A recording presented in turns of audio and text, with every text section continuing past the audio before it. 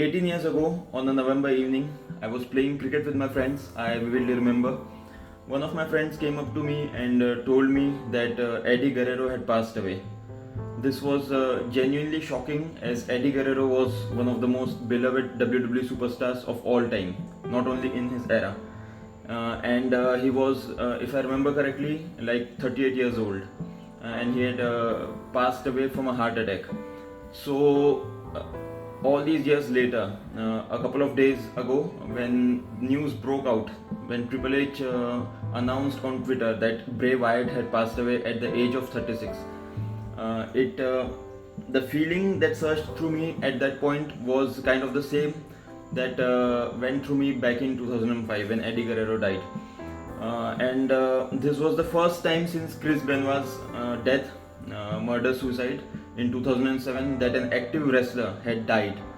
And in this video, I'll be sharing a few memories of Bray Wyatt, my memories of the late wrestler. So way back in I guess 2011, Bray Wyatt made his main roster debut as Husky Harris. So this guy was bland as hell, and just looking at him, it felt as if this guy won't last on the main roster for more than a year. And the exact same thing happened. Husky Harris didn't last long, and he was then sent back to FCW, Florida Championship Wrestling.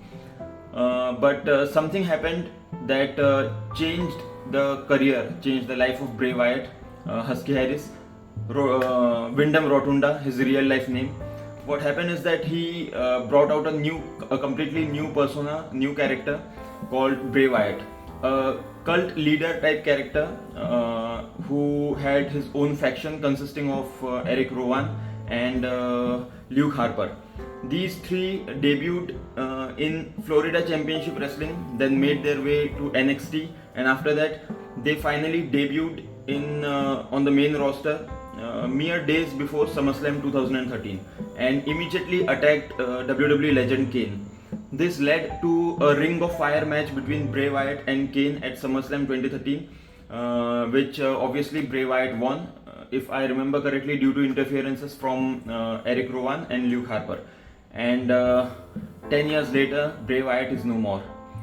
So I vividly remember back in 2013 when Bray Wyatt had just debuted. I was just fascinated with the fact that a once bland and boring wrestler like Husky Harris could completely transform himself into such an amazing, such an astonishing character, such an interesting character like Bray Wyatt. And he immediately became one of my favorites. One of my favorite moments of Bray Wyatt on WWE TV was shortly after WrestleMania 30. At WrestleMania 30, if you remember, John Cena defeated Bray Wyatt, and the feud continued following WrestleMania. And on an episode of Raw, Bray Wyatt brought in a choir of children wearing all black, and they sang "He's Got the Whole World in His Hands" in front of John Cena, a terrified John Cena who couldn't believe what was happening in front of him. So this was a genuinely creepy and chilling moment of Bray Wyatt that I still fondly remember, and I still have that video saved on my laptop. So Bray Wyatt was robbed creatively by WWE. He could have done so much more with the creative imagination, the knowledge that he had. But I think that WWE dropped the ball on Bray Wyatt on many fronts. Well, that's in the past, and unfortunately Bray Wyatt is no more. At just a mere 36 years old, he has passed away. But judging by the responses, the reactions of WWE superstars like Alexa Bliss and Seth Rollins, Becky Lynch, Braun Strowman, we can see that he was a very influential man who touched so many hearts in the wrestling industry. I stumbled upon Arya Daivari's tweet yesterday. He was on WWE 205 Live back in the day, and he tweeted that when the 205 Live roster came to the main roster, Bray Wyatt welcomed them with open arms, and he was very welcoming.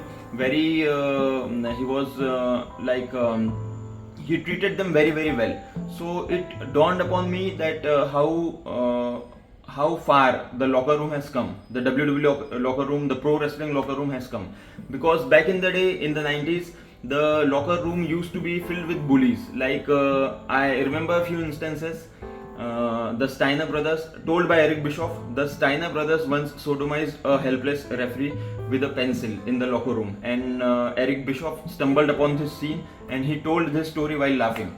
So this used to be the scenes back in the day. A young Brock Lesnar flashed WWE veteran Terry Runnels, Marlena, Goldust's ex-wife, in the locker room back in 2002 when Brock Lesnar was a young gun.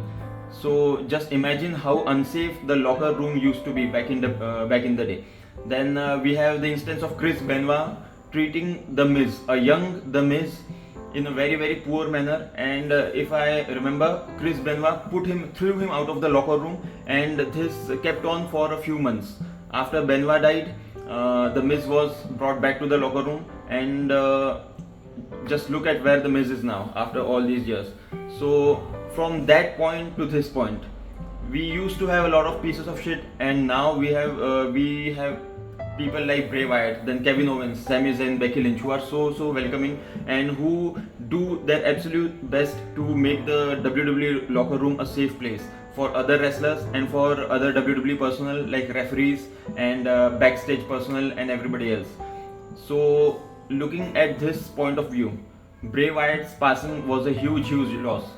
Like a really great man, a man with a great heart who always treated his fans with nothing but utmost respect, has passed away at such a young age, leaving behind 4 children and his partner Jojo Offerman. I have nothing but love and respect for Bray Wyatt, and I will miss him dearly. Bray Wyatt, Windham Rotunda, rest in peace.